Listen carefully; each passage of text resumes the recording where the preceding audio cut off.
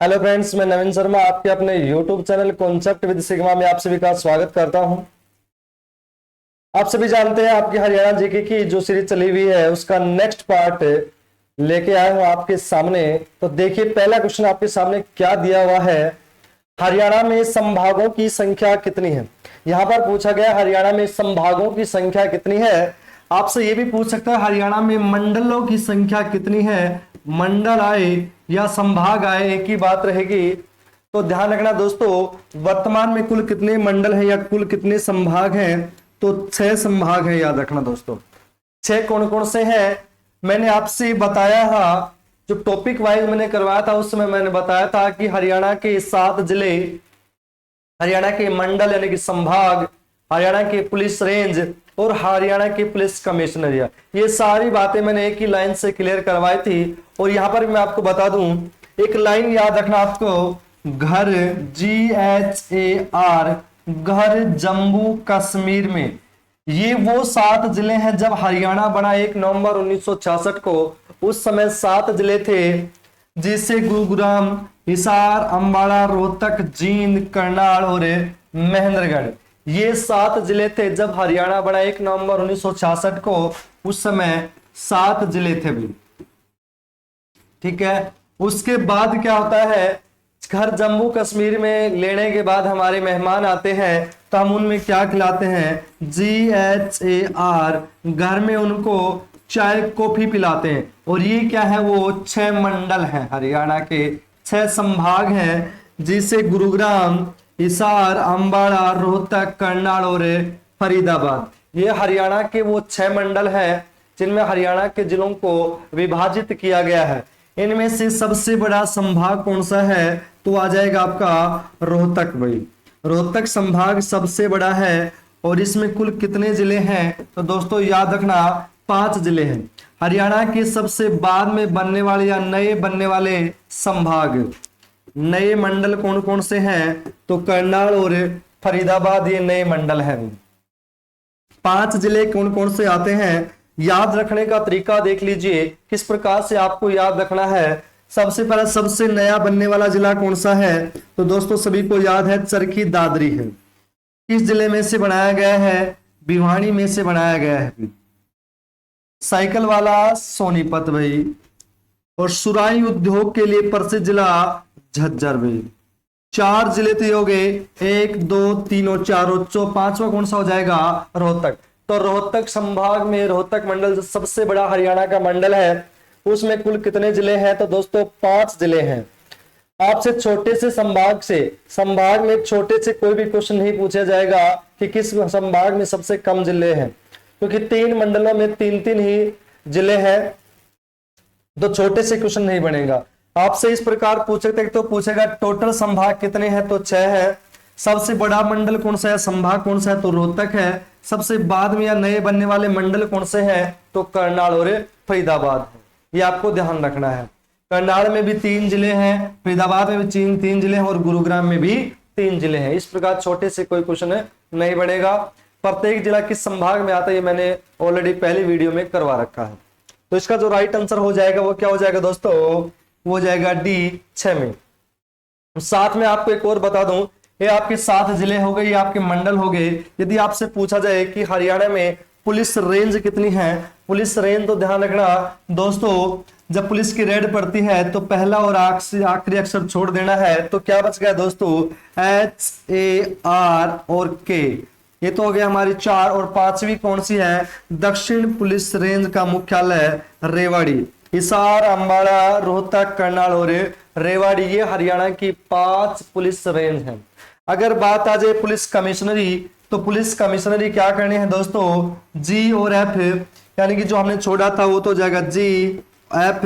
और कहां पकड़ा, पंचकुला में पकड़ी और सुपर्द कर दी किसके, पुलिस के भाई। तो गुरुग्राम, फरीदाबाद, पंचकुला और भाई सोनीपत, ये हरियाणा की पुलिस कमिश्नरियां हैं।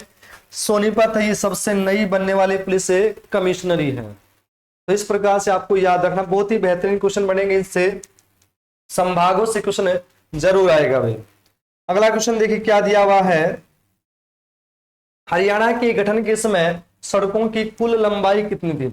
यहाँ पर क्वेश्चन पूछा गया है कि हरियाणा गठन 1 नवंबर 1966 को जब हरियाणा का गठन हुआ उस समय सड़कों की कुल दूरी कितनी थी? तो 5032 किलोमीटर टोटल दूरी थी, आपको ध्यान रखना है। यदि आज मैं वर्तमान की बात करूं सड़कों से संबंधित, तो आपको ध्यान रखना है हरियाणा में आपसे सीधा पूछा जाएगा सबसे ज्यादा दूरी में, ध्यान रखना दोस्तों, सबसे ज्यादा दूरी में सड़कें कहां पर है? तो वर्तमान में हिसार में है। पहले दादरी जिला और भिवानी जिला जब कंबाइंड थे तो उस समय भिवानी इसका राइट आंसर होता था, लेकिन वर्तमान में टोटल दूरी में सबसे ज्यादा सड़कें हिसार जिले में है। पक्की सड़कों में सबसे ज्यादा घनत्व अंबाड़ा का है। सबसे ज्यादा कच्ची सड़कें और कच्ची सड़कों का घनत्व जींद जिले में है। ये आपको याद रखना है, बहुत ही महत्वपूर्ण क्वेश्चन है। अगला क्वेश्चन देखिए क्या दिया हुआ है, परिवहन का राष्ट्रीयकरण कब हुआ? हरियाणा रोडवेज सभी जानते हैं, हरियाणा रोडवेज या परिवहन का राष्ट्रीयकरण कब हुआ था दोस्तों? तो 1972 में हुआ था। उस समय हरियाणा के प्रशासन किसके पास था? मुख्यमंत्री कौन था? सीएम कौन था? तो बंसीलाल जी हरियाणा के सीएम होते थे, उनके नेतृत्व में ही हरियाणा रोडवेज का सरकारीकरण हुआ था। अगर आपसे पूछ लिया जाए कि हरियाणा का पहला बस डिपो, दोस्तों ध्यान रखना, पहला बस डिपो की बात आ जाए तो कौन सा हो जाएगा दोस्तों? वो हो जाएगा आपका अंबाड़ा में। हरियाणा का पहला बस डिपो पूछा जाए तो दोस्तों कौन सा करना है? अंबाड़ा करना है। बहुत ही महत्वपूर्ण क्वेश्चन बनता है। टोटल बस डिपो कितने हैं? 24 हैं, ये आपको याद रखना है। सब डिपो 13+1 14 जो बनाया गया है वो महेंद्रगढ़ को बनाया गया, हालांकि 13 ही अभी तक दिखाता है। आपके बुकों में या नेट पे चेक करोगे तो 13 ही दिखाएगा, लेकिन 14वें की घोषणा कर दी गई है। वो महेंद्रगढ़ वाला हमारा 14वां सब डिपो होगा, ये आपको याद रखना है। तो ये आपको याद रखना है। परिवहन की मैं बात करूं तो परिवहन का राष्ट्रीयकरण 1972 बंसीलाल जी के द्वारा इनका किया गया था। बहुत ही महत्वपूर्ण क्वेश्चन है। 1972 में ही हरियाणा का सबसे पहले जिले का निर्माण हुआ था भिवानी में। भिवानी और सोनीपत जिले का निर्माण भी कब हुआ था? 1972 में ही हुआ था, ये आपको याद रखना है। 2 नए जिले बने थे 1972 में, भिवानी और दूसरा सोनीपत। दोनों ही इंपॉर्टेंट क्वेश्चन है। बंसीलाल जी का संबंध भी हरियाणा में कहां से है? तो गोलागढ़ भिवानी से ही इनका संबंध है। अगला है हरियाणा राज्य राजमार्ग प्राधिकरण की स्थापना सभी जानते हैं कब हुई थी? 1 नवंबर 1966 को हुई थी, जब हरियाणा बना था। उसी समय स्टेट हाईवे की स्थापना कर दी, राज्य राजमार्ग प्राधिकरण की स्थापना कर दी गई थी। हरियाणा रोडवेज की स्थापना जिस दिन हरियाणा बना उसी समय क्या कर दी गई थी? हरियाणा रोडवेज की स्थापना कर दी गई थी।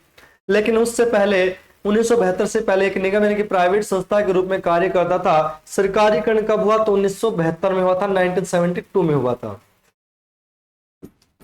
हरियाणा में बसों के प्रकार कितने हैं? आप सभी जानते हैं हरियाणा में बसों के 4 प्रकार हैं। एक हरियाणा शक्ति, एक सारथी, एक वोल्वो है और एक उदय हरियाणा उदय है। इस प्रकार की 4 बसें हैं हरियाणा में। आपसे पूछ लिया जाएगा हरियाणा में बसों की संख्या कितनी है, प्रकार कितने हैं? तो दोस्तों 4 प्रकार है, ये आपको याद रखना है। बहुत ही महत्वपूर्ण क्वेश्चन है। 4 प्रकार की बसें चलाई जाती है हरियाणा में। अगला क्वेश्चन देखिए क्या दिया हुआ है। वन रिपोर्ट 2021 के अनुसार हरियाणा में कुल वन क्षेत्र कितना? यहां पर जो पूछा गया है वो वन रिपोर्ट 2021 के अनुसार पूछा गया है कुल कितना वन क्षेत्र है हरियाणा में। 4 ऑप्शन आपके सामने दिए हुए 1559, 1603, 1585 और 1607 में। तो इसका जो राइट आंसर हो जाएगा वो बी ऑप्शन हो जाएगा। 1503 वर्ग किलोमीटर में वन क्षेत्र है हरियाणा में वर्तमान में, या रिपोर्ट 2021 के अनुसार में। अगर आपसे पूछा जाए, ये तो 2021 का था, यदि आपसे पूछा जाए 2019 का तो आ जाएगा 1602 वर्ग किलोमीटर। और यदि आपसे पूछा जाए 2017 का तो आपका क्या आ जाएगा 1559 वर्ग किलोमीटर। लेकिन अपने को जो डाटा पूछे जाएंगे वो या तो 2021 का, पूरी संभावना है आपसे 2021 का ही डाटा पूछा जाए, लेकिन -1 पॉइंट 2019 का भी आपको याद रखना है। तो 2019 वाला क्या हो जाएगा 1602 वर्ग किलोमीटर।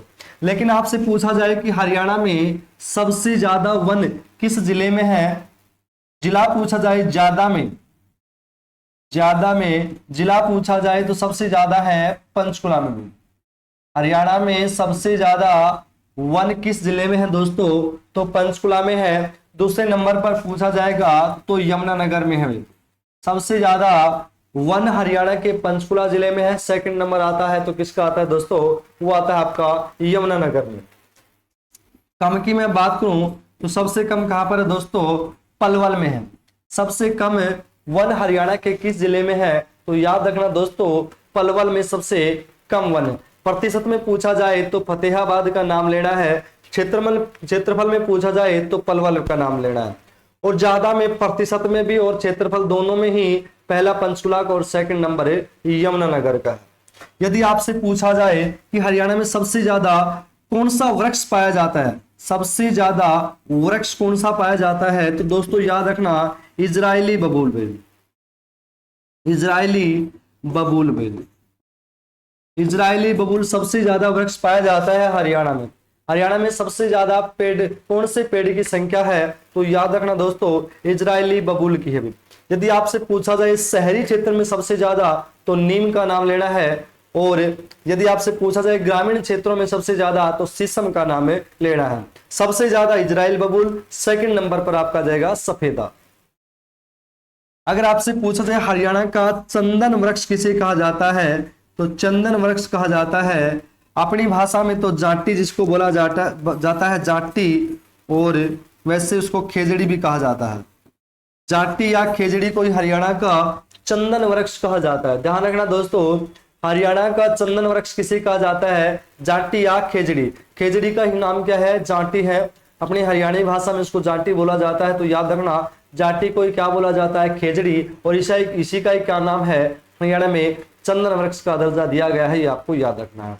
कभी गलती से भी चंदन वृक्ष पीपल को नहीं करना है। हालांकि हरियाणा का राजकीय वृक्ष है वो पीपल है, जबकि चंदन वृक्ष कौन सा है, तो आ जाएगा खेजड़ी यानी कि जाटी आ जाएगा।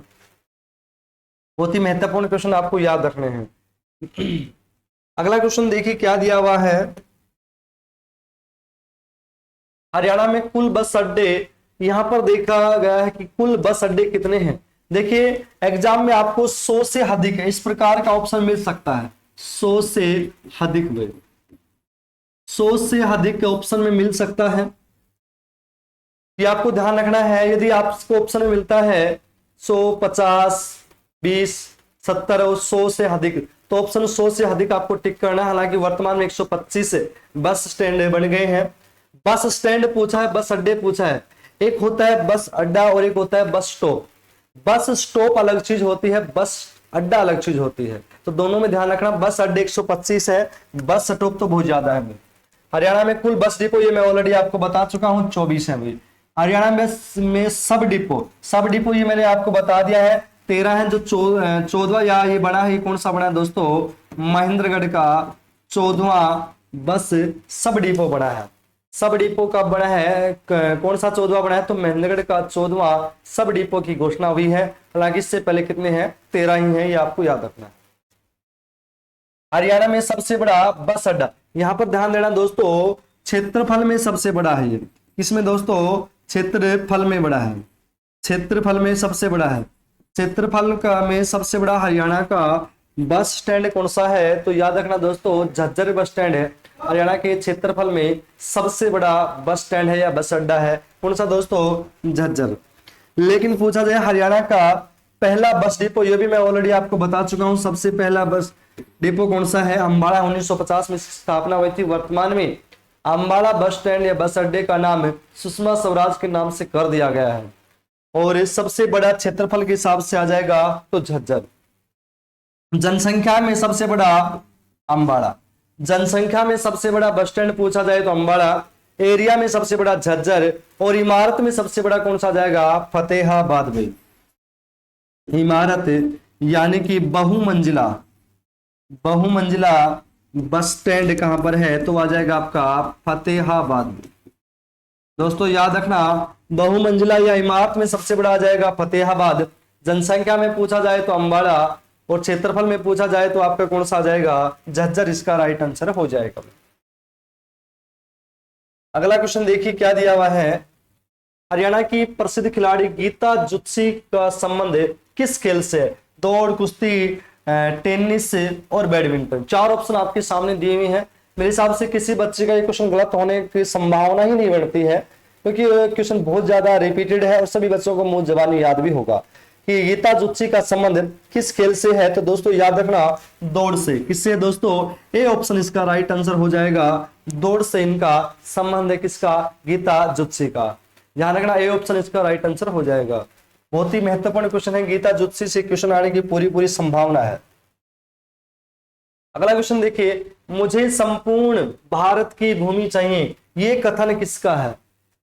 मुझे संपूर्ण भारत की भूमि चाहिए, ये बात किसने कही? ये कथन किसका है? 4 ऑप्शन आपके सामने दिए हुए हैं। चौधरी छोटूराम, पंडित श्री राम शर्मा, पंडित नेकीराम, महात्मा गांधी। तो इसका जो राइट आंसर हो जाएगा वो क्या हो जाएगा दोस्तों? पंडित नेकीराम ने कहा था कि मुझे संपूर्ण भारत की भूमि चाहिए। मुझे क्या चाहिए? संपूर्ण भारत की भूमि चाहिए। ये बात, ये कथन किसका था? ये बात किसने कही? तो किसने कही? पंडित नेकीराम जी ने ये बात कही थी। पंडित नेकीराम जी की मैं बात करूं तो इनका जन्म 1887 में हुआ था। कहां पर हुआ था दोस्तों? तो सभी जानते हैं, केलंगा गांव। और केलंगा गांव वर्तमान में कहां पड़ता है दोस्तों? भिवानी में पड़ता है। हालांकि 1972 में जब भिवानी जिला नहीं बना था, 1972 से पहले, तो केलंगा गांव कहां पड़ता था दोस्तों? रोहतक में पड़ता था। पुरानी बुक या पुरानी एडिशन में आज भी पंडित नेकीराम का संबंध रोहतक से दर्शाया जाता है, लेकिन 1972 के बाद केलंगा गांव किस जिले में आ गया? भिवानी जिले में आ गया। फिर इन्होंने कहा था मुझे संपूर्ण भारत की भूमि चाहिए। इनको क्या कहा जाता था? तो इसको क्या कहा जाता? हरियाणा केसरी कहा जाता था। क्या कहा जाता था दोस्तों? हरियाणा केसरी। हरियाणा केसरी कहा जाता था किसे? तो ध्यान रखना दोस्तों, पंडित नेकीराम को। पंडित नेकीराम को हरियाणा केसरी कहा जाता था। जबकि हरियाणा केसरी समाचार पत्र किसका था? तो सभी जानते हैं, बनारसी दास गुप्ता का था। देखिए, हरियाणा केसरी तो कहा जाता है पंडित नेकीराम को, जबकि हरियाणा केसरी समाचार पत्र किसका था दोस्तों? बनारसी दास गुप्ता का था। और पंडित नेकीराम का जो समाचार पत्र था 1930 में इन्होंने निकाला था, वो था संदेश। संदेश समाचार पत्र किसके द्वारा निकाला गया था? पंडित नेकीराम जी के द्वारा निकाला गया था 1930 में। जबकि हरियाणा केसरी कहा तो जाता था पंडित नेकीराम जी को, लेकिन समाचार पत्र किसका था? बनारसी दास गुप्ता का था, जो हरियाणा के पूर्व सीएम। छोटूराम सभी जानते हैं। देखिए, इनका जन्म 1887 में हुआ था, जबकि छोटूराम जी का जन्म 1881 में हुआ था। छोटूराम जी का जन्म 1881 में और नेकीराम जी का जन्म 1887 में हुआ था। आप सभी जानते हैं, छोटूराम जी का बचपन का नाम क्या था? रिचपाल था। क्या था दोस्तों? रिचपाल इसका बचपन का नाम था। इसको बांकड़ा नांगल डैम का जन्मदाता भी कहा जाता है। किसे? छोटूराम जी को बांकड़ा नांगल डैम का जन्मदाता भी कहा जाता है। जबकि भाखड़ा नांगल डैम का प्रोजेक्ट करता सर लुई डैम था भी। और इनके द्वारा जो समाचार पत्र निकाला 1916 में, वो जाट गजट था। ये भी आपको याद रखना है। इन्होंने ही किसान मार्केटिंग बोर्ड की स्थापना की थी। कब? 1938 में। दोस्तों ये भी आपको याद रखना है, 1938 में किसान मार्केटिंग बोर्ड की स्थापना किसने करी थी? चौधरी छोटूराम जी ने की थी। सर छोटूराम या चौधरी छोटूराम जी ने किसान मार्केटिंग बोर्ड की स्थापना 1938 में की थी। जबकि हरियाणा मार्केटिंग बोर्ड की स्थापना 1969 में हुई थी। आपको याद रखना है। दूसरा आपसे पूछ लिया जाएगा, छोटूराम जी की मूर्ति हरियाणा में कहां पर है? रोहतक में लगाई गई है। इनका जो निवास स्थान है उसको क्या कहा जाता है? प्रेम निवास भी बोला जाता है। छोटूराम की कोठी को किस नाम से जाना जाता है दोस्तों? प्रेम निवास के नाम से जाना जाता है। प्रेम निवास के नाम से किसकी कोठी को जाना जाता है? किस कोठी को कहा जाता है दोस्तों? तो याद रखना, चौधरी छोटूराम या सर छोटूराम की कोठी को, रहने के स्थान को प्रेम निवास के नाम से जाना जाता है। बहुत ही बेहतरीन क्वेश्चन बनने वाले हैं आज सारे के सारे। अगला क्वेश्चन देखिए, बलिदान स्टेडियम का बहुत ही महत्वपूर्ण क्वेश्चन है दोस्तों। बलिदान स्टेडियम हरियाणा में कहां पर है? तो दोस्तों सभी जानते हैं बलिदान स्टेडियम हरियाणा में कहां पर है? चरखी दादरी में है। जो हरियाणा का सबसे बाद में या सबसे नया बनने वाला जिला कौन सा है? चरखी दादरी। वहां पर कौन सा स्टेडियम है? तो कौन सा स्टेडियम आ जाएगा दोस्तों? बलिदान स्टेडियम आ जाएगा। स्टेडियम से मैं बात करूं, देखिए सबसे महत्वपूर्ण क्वेश्चन है, चौधरी देवीलाल कॉम्प्लेक्स। देखिए चौधरी देवीलाल से स्टेडियम 2 है, गुरुग्राम में भी है और पंचकुला में है, लेकिन एचएससी ने जो माना है वो पंचकुला माना है। हालांकि इसको पंचकुला वाले को क्या डिनोट करते हैं, चौधरी देवीलाल या ताऊ देवीलाल कॉम्प्लेक्स स्टेडियम के नाम से जाना जाता है, और गुरुग्राम वालों को डिनोट किया जाता है चौधरी देवीलाल क्रिकेट स्टेडियम के नाम से। हालांकि एचएससी कौन सा मानते हैं, हालांकि दोनों का ही नाम क्या है, ताऊ देवीलाल के नाम से इसका नाम रखा गया है, ये भी आपको याद रखना है। ताऊ देवीलाल या चौधरी देवीलाल हर्बल पार्क या प्राकृतिक औषधि उद्यान कहां पर है दोस्तों, तो आ जाएगा चूहरपुर गांव यमुनानगर में आ जाएगा। और ताऊ देवीलाल या चौधरी देवीलाल पार्क हरियाणा के महेंद्रगढ़ डिस्ट्रिक्ट में स्थापित किया गया है। बलिदान स्टेडियम कहां पर आ जाएगा दोस्तों, दादरी में आ जाएगा। महावीर स्टेडियम पूछा जाए तो कहां पर आ जाएगा दोस्तों, वो आपका आ जाएगा हिसार जिले में आ जाएगा। अगला क्वेश्चन देखिए क्या दिया हुआ है, 1530 में कैथल परगने के शासक मोहन सिंह मंडार का युद्ध किसके साथ हुआ।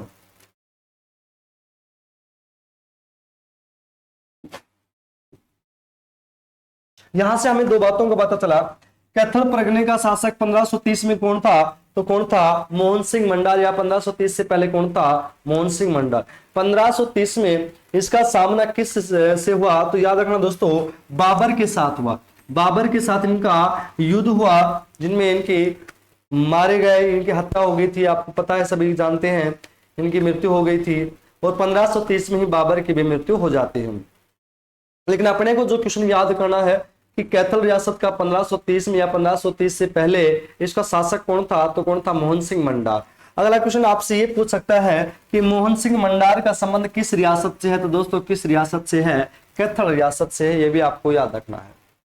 अगला क्वेश्चन देखिए क्या दिया हुआ है, अल्ताफ हुसैन के गुरु का नाम क्या था। बहुत बढ़िया क्वेश्चन है, अल्ताफ हुसैन के गुरु का नाम क्या था, तो दोस्तों सभी जानते हैं मिर्जा गालिब था। क्या नाम था दोस्तों, मिर्जा गालिब। अल्ताफ हुसैन अली आप सभी जानते हैं, इनका संबंध हरियाणा में कहां से है, तो सभी जानते हैं पानीपत से इनका संबंध है अल्ताफ हुसैन अली का। इनके गुरु का नाम क्या है, तो याद रखना दोस्तों मिर्जा गालिब इनके गुरु का नाम है। या मिर्जा गालिब के शिष्य कौन थे, तो अल्ताफ हुसैन अली, जो पानीपत जिले से हरियाणा में बिलोंग करते हैं, ये भी आपको याद रखना, बहुत ही महत्वपूर्ण क्वेश्चन है। अगला क्वेश्चन देखिए क्या दिया हुआ है, अमृतवाणी की हरियाणवी भाषा में अनुवाद किसने किया। अमृतवाणी का हरियाणवी भाषा में अनुवाद करने वाला कवि कौन है, तो संत गरीबदास जी। कौन है दोस्तों, संत गरीबदास जी अमृतवाणी की हरियाणवी भाषा में अनुवाद करने वाले व्यक्ति हैं। अमृतवाणी की हरियाणवी भाषा में अनुवाद करने वाला व्यक्ति कौन है, तो संत गरीबदास जी हैं, सभी जानते हैं। गरीबदास का संबंध हरियाणा में कहां से है, इसका आंसर आपको देना हमारे कमेंट बॉक्स में। देखते हैं कितने बच्चे इसका आंसर देते हैं कि संत गरीबदास का संबंध हरियाणा के किस जिले से है, कहां से बिलोंग करता है, ये आपको आंसर देना हमारे कमेंट बॉक्स में। ये आएगा कबीर, आएगा सॉरी डबल हो गया। कबीर पंथ के संस्थापक कौन थे, संत इंद्राज थे। ध्यान रखना दोस्तों संत इंद्राज आ जाएगा। कबीर पंथ के संस्थापक किसे कहा जाता है, तो इंद्राज को कहा जाता है। बहुत ही महत्वपूर्ण क्वेश्चन है। अगला क्वेश्चन देखिए क्या दिया हुआ है, भीमा देवी मंदिर कहां पर स्थित है। सभी जानते हैं भीमा देवी मंदिर कहां पर है। मेरे हिसाब से किसी भी बच्चे का क्वेश्चन गलत होगा नहीं। पिंजौर, पिंजौर पड़ता है दोस्तों पंचकुला में। भीमा देवी मंदिर हरियाणा में कहां पर है, पिंजौर पंचकुला में है, ये आपको याद रखना है। लेकिन आपसे क्वेश्चन पूछ लिया जाएगा भीमेश्वरी मंदिर कहां पर है। भीमेश्वरी मंदिर दोस्तों ये आ जाएगा बेरी झज्जर में आ जाएगा।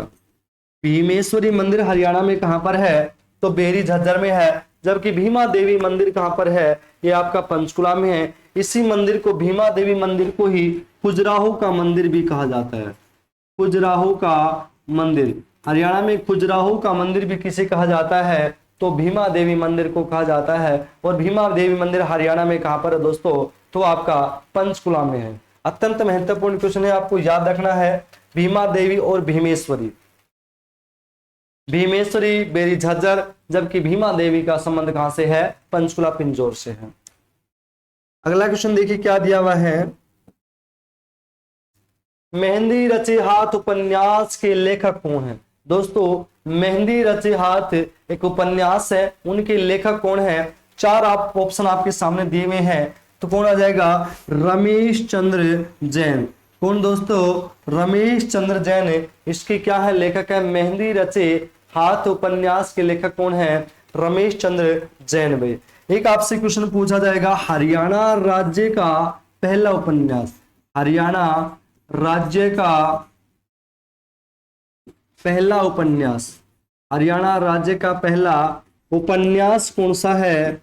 तो सभी जानते हैं झाड़ू फिरी है। कौन सी दोस्तों? झाड़ू फिरी। यह हरियाणा का पहला उपन्यास है, झाड़ू फिरी भी। हरियाणा का पहला उपन्यास कौन सा है? तो याद रखना दोस्तों झाड़ू फिरी है, जिसके लेखक कौन है? राजा राम शास्त्री हैं। कौन दोस्तों? राजा राम शास्त्री इसके लेखक हैं। हरियाणा के पहले, हरियाणा का पहला उपन्यास झाड़ू फिरी है, जिसके लेखक कौन है? राजा राम शास्त्री हैं। हरियाणा का पहला राजकीय कवि कौन सा है? तो याद रखना दोस्तों उदय भानु हंस। हरियाणा का पहला राजकीय कवि कौन सा है? उदय भानु हंस। इसको राजकीय कवि का दर्जा कब मिला था दोस्तों? तो 1967 में, 1967 में इसको राजकीय कवि का दर्जा मिला था, ये उपाधि मिली थी, यह भी आपको याद रखना है। हरियाणा का पहला राजकीय कवि उदय भानु हंस, इसको राजकीय कवि का दर्जा कब मिला दोस्तों? 1967 में राजकीय कवि का दर्जा मिला था, यह भी आपको याद रखना। बहुत ही महत्वपूर्ण क्वेश्चन है, ये उपलब्धि इसको 1967 में हासिल हुई थी। और इसको क्या कहा जाता है? रूबाई सम्राट भी कहा जाता है। दोस्तों इधर नोट कर देता हूं, रूबाई सम्राट भी। हरियाणा में रूबाई सम्राट किसे कहा जाता है? तो उदय भानु हंस को ही कहा जाता है। हरियाणा में रूबाई सम्राट भी किसे कहा जाता है? तो उदय भानु हंस को ही कहा जाता है। जबकि सवर सम्राट किसे कहा जाता है? पंडित जसराज को कहा जाता है। सवर सम्राट पंडित जसराज जी को कहा जाता है, जिसका संबंध अकॉर्डिंग टू HSC हिसार है, वैसे फतेहाबाद से है। और रूबाई सम्राट किसे कहा जाता है? उदय भानु हंस को कहा जाता है, यह भी आपको याद रखना है। अगला क्वेश्चन देखिए क्या दिया हुआ है। हरियाणा का सबसे नया बस अड्डा, ये आप सभी जानते हैं, पहले मैंने बताया था अगर ऑप्शन 100 से अधिक आता है तो आप वही ऑप्शन को चूज करना है। इसमें बताया कि सबसे नए बनने वाले बस स्टैंड कौन से, बस अड्डे कौन से हैं? अग्रोहा, पांडु पिंडारा और बाड़सा। अग्रोहा हिसार में है, पांडु पिंडारा जींद में है, और बाड़सा आप सभी जानते हैं बाड़सा कहां पर है? बाड़सा आपका झज्जर में है, बाड़सा। और बाडड़ा चरखी दादी में, लेकिन बाड़सा झज्जर में है, यह भी आपको याद रखना है। हरियाणा के नए बनने वाले बस स्टैंड है। अगला पुरुष कबड्डी नर्सरी हरियाणा में कहां पर खोली जाएगी या कहां पर स्थापित की गई है? हरियाणा में पुरुष कबड्डी नर्सरी, तो दोस्तों याद रखना पानीपत में है। पुरुष कबड्डी नर्सरी हरियाणा में कहां पर है दोस्तों? तो कहां पर आ जाएगी? पानीपत में है। लेकिन आपसे पूछा जाए हरियाणा में हॉकी की नर्सरी कहां पर है, तो याद रखना दोस्तों वो कहां पर आ जाएगी? शाहबाद कुरुक्षेत्र में हो जाएगी। कबड्डी नर्सरी वो भी पुरुषों की, वो पानीपत में, जबकि हॉकी नर्सरी हरियाणा में किसे कहा जाता है? तो शाहबाद को कहा जाता है। और शाहबाद दोस्तों कहां पड़ता है? वो आप सभी जानते हैं कुरुक्षेत्र में पड़ता है। बहुत ही महत्वपूर्ण क्वेश्चन है ये। अगला क्वेश्चन बड़ा ही इंपॉर्टेंट है, यहाँ पर स्पष्ट पूछा गया 75 वर्ष में एक ही बार फल देने वाला वृक्ष कहां पर स्थित है? एक वृक्ष जो 75 साल में एक ही बार फल देता है, वो हरियाणा में कहां पर है? लोहारू में है। और लोहारू दोस्तों कहां पड़ता है? भिवानी में। एक प्रकार का वृक्ष है जो 75 ईयर्स में 75 साल में केवल एक ही बार फल देता है, और वो वृक्ष हरियाणा के किस जिले में है? भिवानी जिले में है। स्थान पूछा जाए तो लोहारू है। अगला क्वेश्चन देखिए क्या दिया हुआ। हरियाणा में कल्याणी सरोवर किसे कहा जाता है या कहां पर है? हरियाणा में कल्याणी सरोवर किसे कहा जाता है या कहां पर है? तो रामराय। और रामराय दोस्तों कहां पड़ता है? जींद में। हरियाणा की दुग्ध नगरी कही जाने वाली या हार्ट ऑफ हरियाणा कहा जाने वाला जींद, उसमें ही क्या है? रामराय है। और रामराय में एक सरोवर है। रामराय सरोवर को क्या कहा जाता है? हरियाणा का कल्याणी सरोवर कहा जाता है। राम राय को ही हरियाणा का कल्याणी सरोवर कहा जाता है। ध्यान रखना, बहुत ही महत्वपूर्ण क्वेश्चन बनता है। कल्याणी सरोवर किसे कहा जाता है? तो राम राय को कहा जाता है। अगला क्वेश्चन क्या है? पंडित लक्ष्मीचंद जी के गुरु का क्या नाम था? मेरे हिसाब से किसी भी बच्चे का ये क्वेश्चन है गलत हो ही नहीं सकता, असंभव है ये गलत होना। आपसे सीधा क्वेश्चन पूछा गया है कि पंडित लक्ष्मीचंद जी का जन्म कहां पर हुआ? तो जाटी कला गांव में सोनीपत में हुआ था। कब हुआ था? 1903 में हुआ था। लेकिन यहां पर क्वेश्चन में पूछा इनके गुरु का नाम पूछा गया है, तो कौन है दोस्तों? मानसिंह इनके गुरु का नाम है। लेकिन ये गुरु थे संगीत के। दोस्तों पंडित लक्ष्मीचंद जी के संगीत के गुरु कौन थे? मानसिंह थे। जबकि शास्त्रों का ज्ञान किसने करवाया था? शास्त्रों का ज्ञान या शास्त्रों का गुरु कौन था? तो टीकाराम जी थे। कौन थे दोस्तों? टीकाराम।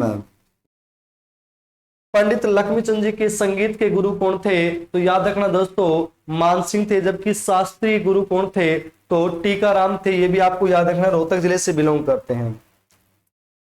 एक एचएससी द्वारा बहुत बार रिपीटेड क्वेश्चन है कि हरियाणा के किस कवि पर शोध चल रहा है? तो दोस्तों पंडित लक्ष्मीचंद जी पर ही क्या चल रहा है? शोध चल रहा है। एक अनपढ़ होने के बावजूद भी इनको इतना ज्ञान कैसे हो गया?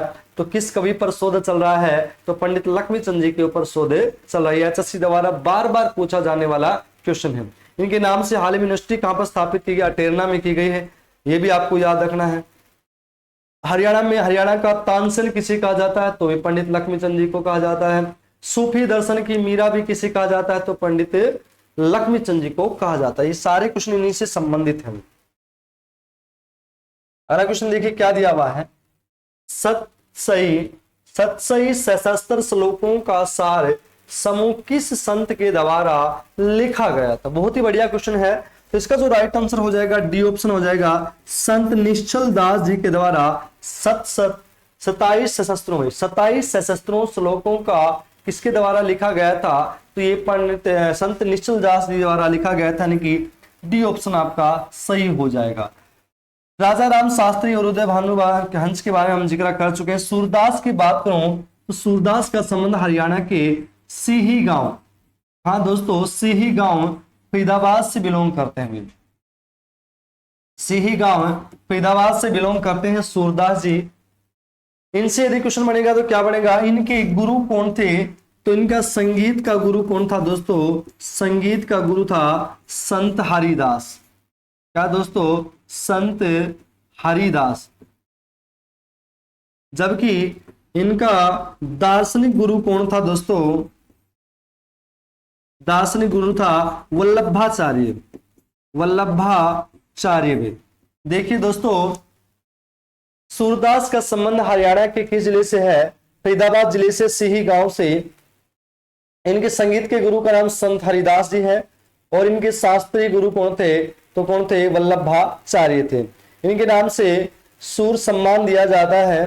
पहले सूर्य पुरस्कार था, अब सूर्य सम्मान कर दिया गया है। कब किया गया? 2006 में कर दिया गया। ये भी आपको ध्यान रखना है, बहुत ही महत्वपूर्ण क्वेश्चन बनता है। सूरदास से संबंधित हरियाणा में से ही गांव फरीदाबाद से बिलोंग करता है। संगीत के गुरु संत हरिदास, जबकि दार्शनिक वल्लभाचार्य हैं। अगला क्वेश्चन देखिए, हरियाणवी गीतांजलि की रचना किसके द्वारा की गई? यहां पर जो क्वेश्चन पूछा गया है वो पूछा गया हरियाणवी गीतांजलि का किसने लिखी? तो किसने लिखी दोस्तों? यह रचना किसने की? प्रोफेसर हरि सिंह ने। किसने दोस्तों? प्रोफेसर हरि सिंह ने इसकी रचना की थी। किसकी? हरियाणवी गीतांजलि की। मेरे हिसाब से किसी बच्चे का क्वेश्चन गलत होने की संभावना नहीं बढ़ती है। हरियाणवी गीतांजलि की रचना किसके द्वारा की गई थी? प्रोफेसर हरि सिंह के द्वारा की गई थी। अगला है, हस्तलेख संग्रहालय हरियाणा में कहां पर है? दोस्तों सभी जानते हैं कहां पर है दोस्तों? कुरुक्षेत्र में। हरियाणा में हस्तलेख संग्रहालय या म्यूजियम कहां पर है? तो दोस्तों याद रखना कहां पर आ जाएगा? कुरुक्षेत्र में आ जाएगा। हरियाणा का पहला पुरातात्विक संग्रहालय कहां पर है? तो दोस्तों याद रखना कुरुक्षेत्र में है। अगर आपसे पूछा जाए हरियाणा का पहला व्यक्तिगत संग्रहालय कहां पर है? तो गुलजारी लाल नंदा संग्रहालय है कुरुक्षेत्र में। हरियाणा का पहला आध्यात्मिक संग्रहालय कहां पर है दोस्तों? तो आ जाएगा आपका पानीपत में। लीलाधर दुखी संग्रहालय कहां पर है दोस्तों, तो आ जाएगा आपका सिरसा में। जयंती देवी संग्रहालय हरियाणा में कहां पर है दोस्तों, तो आ जाएगा आपका जींद में। श्री कृष्ण संग्रहालय म्यूजियम कहां पर है दोस्तों, तो आ जाएगा कुरुक्षेत्र में। यदि आपसे पूछा जाए रेलवे का संग्रहालय हरियाणा में कहां पर है, तो आ जाएगा आपका रेवाड़ी में। जबकि हड़प्पा सभ्यता का सबसे बड़ा संग्रहालय हरियाणा में कहां पर है, तो राखीगढ़ी हिसार में आ जाएगा। और हरियाणा में अंतरराष्ट्रीय सतह पर म्यूजियम कहां पर बनाया जा रहा है, तो इसका राइट आंसर आ जाएगा पंचकुला में। तो सारे के सारे क्वेश्चन बहुत ही महत्वपूर्ण है, मेरे हिसाब से सभी बच्चों को ये क्वेश्चन याद भी हो जाएगा। अगला है होम ऑफ फोक आर्ट संग्रहालय कहां पर है दोस्तों, तो सभी जानते हैं कहां पर आ जाएगा दोस्तों, गुरुग्राम में। अगला है पृथ्वीराज की कचहरी किसे कहा जाता है। ये मैं ऑलरेडी पहले सीरीज में भी करवा चुका हूं, किसी बच्चे का शायद गलत होने की संभावना ना हो। हरियाणा में पृथ्वीराज चौहान की कचहरी किसे कहा जाता है, तो तोसाम की बारादरी को कहा जाता है। क्या दोस्तों, तोसाम की बारादरी को कहा जाता है। और किस जिले में पड़ती है, भिवानी में पड़ती है। पृथ्वीराज चौहान की कचहरी किसे कहा जाता है, तो तोसाम की बारादरी को कहा जाता है। और ये किस जिले में स्थित है, तो भिवानी जिले में स्थित है, ये भी आपको याद रखना है। अगला क्वेश्चन देखिए क्या दिया हुआ है, हरियाणा की किस नदी को अंशुमती के नाम से जाना जाता है। बहुत ही बढ़िया क्वेश्चन है। हरियाणा की किस नदी को अंशुमती के नाम से जाना जाता है। अंशुमती किस नदी को कहा जाता है दोस्तों, तो किस नदी को कहा जाता है, इंदौरी नदी को कहा जाता है। देखिए इंदौरी नदी से पिछले डी ग्रुप 2018 में जो पेपर हुआ था, उसे क्वेश्चन आया था कि इंदौरी नदी हरियाणा में कहां से निकलती है, और उसमें ऑप्शन दिए हुए थे और उसमें नाम दिया था इंदौर गांव। तो ध्यान रखना दोस्तों, इंदौर गांव नूह मेवात में की पहाड़ियों के तलहटी में पड़ता है और वहां से बहना स्टार्ट करती है इंदौरी नदी। तो आगे भविष्य में आपसे क्वेश्चन पूछा जाए इंदौरी नदी कहां से बहना स्टार्ट करती है, तो इंदौर गांव से बहना स्टार्ट करती है। ये मेवात नूह मेवात की जो पहाड़ियां हैं उनकी बिल्कुल तलहटी में स्थित गांव है, वहां से बहना स्टार्ट कर देती है। तो अंशुमती किस नदी को कहा जाता है, तो इंदौरी नदी को कहा जाता है। हरियाणा में नदियों का वर्णन किस पुराण में मिलता है, तो वामन पुराण में मिलता है, यह भी आपको ध्यान रखना है। लेकिन क्वेश्चन आपसे पूछा जाएगा हरियाणा की एकमात्र नित्यवाही 12 मासी हमेशा बहने वाली नदी कौन सी आ जाएगी, तो वो आ जाएगा आपकी दोस्तों यमुना। नित्यवाही पूछा जाए, हमेशा पूछा जाए, या परमानेंट बहने वाली नदी पूछा जाए, एकमात्र नदी है वो है यमुना। बाकी जितनी भी नदियां हैं वो सारी की सारी क्या है दोस्तों, मौसमी नदियां हैं। केवल यमुना ही एक ऐसी नदी है जो कंटिन्यू बहती है, बाकी सभी बारिश के समय बहते हैं, बाकी बाद में सूख जाती है। केवल एक ही नदी है नित्यवाही नदी, यमुना नदी, जो हरियाणा और उत्तर प्रदेश के बीच सीमा का निर्धारण करती है। अगला, हरियाणा में पहला रेलवे यार्ड कहां स्थित होगा। हरियाणा का पहला रेलवे यार्ड कहां पर स्थापित होगा या कहां पर बनाया जाएगा, तो दोस्तों कहां पर बनाया जाएगा, हिसार में बनाया जाएगा। ए ऑप्शन इसका राइट आंसर हो जाएगा। हरियाणा में रेलवे का यार्ड कहां पर बनाया जाएगा, तो कहां पर बनाया जाएगा दोस्तों, वो हिसार में बनाया जाएगा। आपसे पूछा जाएगा हरियाणा में पहली रेलगाड़ी किस जिले में चली थी, तो याद रखना दोस्तों रेवाड़ी में चली थी। हरियाणा का सबसे बड़ा रेलवे जंक्शन कौन सा है, तो कौन सा आ जाएगा दोस्तों, रेवाड़ी आ जाएगा। हरियाणा का सबसे व्यस्तम यानी कि बिजी रेलवे जंक्शन कौन सा है, तो आ जाएगा आपका अंबाला। अंबाला रेलवे जंक्शन सबसे बिजी है, व्यस्तम है, जबकि सबसे बड़ा कौन सा आ जाएगा आपका, रेवाड़ी आ जाएगा। और रेवाड़ी में ही लोकोमोटिव म्यूजियम है, वो भी आपको ध्यान रखना, ये महत्वपूर्ण क्वेश्चन बनता है।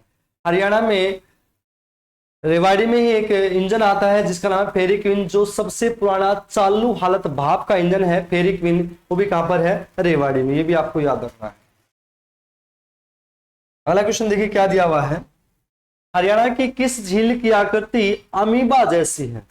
हरियाणा प्रदेश या हरियाणा राज्य की कौन सी ऐसी झील है जिसकी आकृति अमीबा जैसी है दोस्तों, तो कौन से क्या आ जाएगी, दमदमा झील। और दोस्तों दमदमा झील हरियाणा में कहां पड़ती है, तो ये पड़ती है दोस्तों गुरुग्राम में। कहां पड़ती है दोस्तों, गुरुग्राम में पड़ती है। और ये हरियाणा की सबसे बड़ी झील है जो लगभग 3000 एकड़ में फैली हुई है। हरियाणा की सबसे बड़ी झील कौन सी है, तो दमदमा झील है। और दमदमा झील दोस्तों कहां पड़ती है, तो ये भी आपको याद रखना है, कहां पर पड़ती है दोस्तों, गुरुग्राम में पड़ती है। और इसकी आकृति किस जैसी है, अमीबा के जैसी है, ये भी आपको याद रखना है। हरियाणा में झीलों की नगरी किसे कहा जाता है, तो किसे कहा जाता है दोस्तों, गुरुग्राम को। हरियाणा में झीलों की नगरी भी किसे कहा जाता है, तो कहा जाता है दोस्तों गुरुग्राम को। हरियाणा में झीलों की नगरी दोस्तों किसे कहा जाता है, गुरुग्राम को कहा जाता है। और यहाँ पर सबसे बड़ी झील कौन सी है, दमदमा झील है, ये भी आपको याद। सबसे गहरी झील पूछा जाए तो दोहज झील आ जाएगी, और दोहज झील कहां पर है दोस्तों, तो आ जाएगी आपकी फरीदाबाद में। हालांकि एचएससी ने पिछले ग्रुप में पूछा था कि हरियाणा में कुल कितनी झीलें हैं। अकॉर्डिंग टू एचएससी 5 झीलें हैं दोस्तों, अकॉर्डिंग टू एचएससी कुल 5 झीलें हैं। हालांकि झीलें तो 25-26 के ज्यादा हो सकती हैं, लेकिन एचएससी ने जो मानी है वो 5 ही मानी है, तो आगे भी आपको ध्यान रखना है। अकॉर्डिंग टू एचएससी 5 झीलें हैं। बाकी सबसे बड़ी झील कौन सी है, दमदमा, और दमदमा कहां पड़ते हैं दोस्तों, गुरुग्राम में। और हरियाणा के झीलों की नगरी भी किसे कहा जाता है, तो गुरुग्राम को कहा जाता है। सबसे गहरी झील पूछा जाए तो दोहज झील। हरियाणा का कौन सा वन्य जीव अभ्यारण्य अपनी सुंदर झील के लिए जाना जाता है, तो कौन सा आ जाएगा दोस्तों, भिंडावास वन्य जीव अभ्यारण्य जाना जाता है। हरियाणा की अगला क्वेश्चन देखिए क्या दिया हुआ है, हरियाणा की कौन सी झील मैदानी क्षेत्र में स्थित है।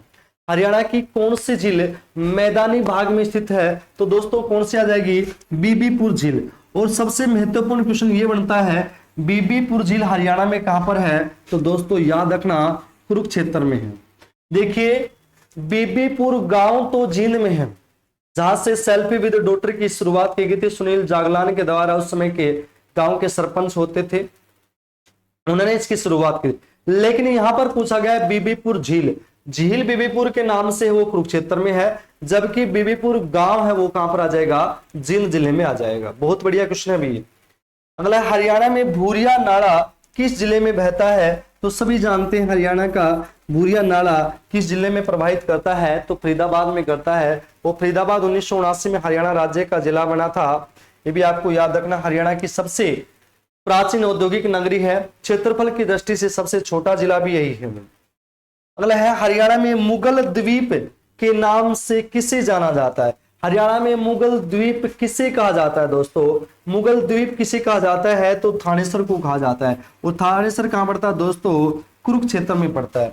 मुगल द्वीप हरियाणा में किसे कहा जाता है, तो थानेसर को कहा जाता है। ये आपको याद रखना है। वो थानेसर कहां पड़ता है दोस्तों, ये पड़ता आपका कुरुक्षेत्र में। बहुत बढ़िया क्वेश्चन है मुगल द्वीप में। अगर मुगल इमारत की बात की जाए तो काबुली बाग मस्जिद आ जाएगी, काबुली बाग मस्जिद भाई। मुगल द्वीप की बात आ जाए ना, सॉरी मुगल द्वीप की बात आ जाए तो थानेसर, और मुगल इमारत की बात आ जाए तो काबुली बाग मस्जिद जो कि पानीपत में है। अगला है, यक्ष यक्षिणियों की मूर्तियां कहां से मिली है। सभी जानते हैं लाल पत्थर से निर्मित यक्ष यक्षिणियों की मूर्तियां हरियाणा में कहां से मिली दोस्तों, पलवल के अथीन से मिली है। कहां से मिली दोस्तों, पलवल जिले से मिली हैं। और इनको किनका देवता माना जाता है, यक्ष यक्षिणियों को किसका देवता माना जाता है दोस्तों, तो याद रखना आप पानी का देवता माना जाता है। किसका देवता माना जाता है, पानी का देवता माना जाता है, पानी का देवता माना जाता है यक्ष यक्षिणियों का। और हरियाणा में कहां से प्राप्त हुई है, तो दोस्तों याद रखना अथीन पलवल से इनकी प्राप्ति हुई है। और मुगल द्वीप की बात करो तो थानेसर आ जाएगा। अगला क्वेश्चन देखिए क्या दिया हुआ है, हरियाणा का 25वां पुलिस जिला कौन सा बना। बहुत ही बेहतरीन क्वेश्चन है मेरे हिसाब से। हरियाणा का 25वां पुलिस जिला, ध्यान दीजिए यहां पर स्पष्ट लिखा हुआ है पुलिस जिला। अगर यहां पर 25वां जिला लिखता तो शायद बने ही नहीं है, 22 ही अभी तक। लेकिन यहां पर स्पष्ट लिखा 25वां पुलिस जिला। और 25वां पुलिस जिला कौन सा दोस्तों, डबवाली। और डबवाली दोस्तों किस जिले में पड़ता है, तो ये पड़ता आपका सिरसा में। 25वां पुलिस जिला कौन सा बना है, तो डबवाली बना है। और डबवाली दोस्तों किस जिले में पड़ता है, तो ये पड़ता आपका सिरसा में। बहुत ही महत्वपूर्ण क्वेश्चन बनेगा, डबवाली 25वां पुलिस जिला बना है और ये किस जिले में स्थित है, तो सिरसा जिले में है। अब 25 आप सभी जानते हैं, 22 तो हरियाणा के जिले हैं। अब 3 नए ओनली ओन पुलिस जिले, ये केवल क्या है, पुलिस जिले हैं। और 3 पुलिस जिले कहां पर सभी जानते हैं, 3 कहां पर है भाई। एक तो कौन सा जाएगा आपका, एक तो कौन सा जाएगा आपका हांसी, क्या जाएगा दोस्तों, हांसी। और दूसरा क्या जाएगा मानेसर। और तीसरा आपका क्या जाएगा, डबवाली। हांसी, मानेसर और डबवाली, 3 ये क्या है, ओनली ओन पुलिस जिले हैं। और 22 आपके क्या हैं, जिले हैं, राज्य के जिले हैं। इस प्रकार 22 जिले और 3 पुलिस जिले। टोटल दोस्तों कितने हो गए? तो टोटल मेरे हिसाब से कितने हो गए? 25 जिले हो गए। तो आपसे सीधा क्वेश्चन पूछा जाएगा हरियाणा का 25वां पुलिस जिला कौन सा बना है? तो डबवाली बना है। और डबवाली कहां पड़ता है दोस्तों? किस जिले में स्थित है? तो कहां पर आ जाएगा? सिरसा जिले में स्थित है, ये आप सभी जानते हैं। उकलाना की मैं बात करूं तो उकलाना से क्या क्वेश्चन बनेगा? देसी घी की सबसे बड़ी मंडी। दोस्तों देसी घी की सबसे बड़ी मंडी कहां पर है? उकलाना। और दोस्तों उकलाना कहां पड़ता है? उकलाना पड़ता है आपका हिसार में। कहां पड़ता है दोस्तों? हिसार में। देसी घी की सबसे बड़ी मंडी दोस्तों कहां पर है? तो आ जाएगी आपकी उकलाना। और उकलाना कहां पड़ता है दोस्तों? उकलाना पड़ता है हिसार में। ये देसी घी की सबसे बड़ी मंडी है उकलाना, हिसार में। और डबवाली कहां पड़ता है दोस्तों? तो ये पड़ता है आपका सिरसा में। ये हरियाणा का 25वां जिला बना है, पुलिस जिला। दोस्तों याद रखना 25वां पुलिस जिला बना है और हांसी भी हरियाणा का पुलिस जिला ही है। सोनीपत की मैं बात करूं तो सोनीपत हरियाणा की नई पुलिस कमिश्नरी बनी है दोस्तों। क्या बनी है? पुलिस कमिश्नरी। सोनीपत को क्या बनाया गया है दोस्तों? नया पुलिस कमिश्नरी बनाई गई है। जबकि पुलिस जिला किसको बनाया गया है? तो वो बनाया गया है आपका डबवाली सिरसा को। आशा करता हूं आपको बहुत ज्यादा हमारी क्लास पसंद आई होगी। तो ज्यादा से ज्यादा हमारी क्लास को लाइक करें, शेयर करें, और जिन्होंने अभी तक हमारे चैनल को सब्सक्राइब नहीं किया है सबसे पहले सब्सक्राइब करें और साथ में बेल आइकन दबाना बिल्कुल भी ना भूलिए। Thank you class.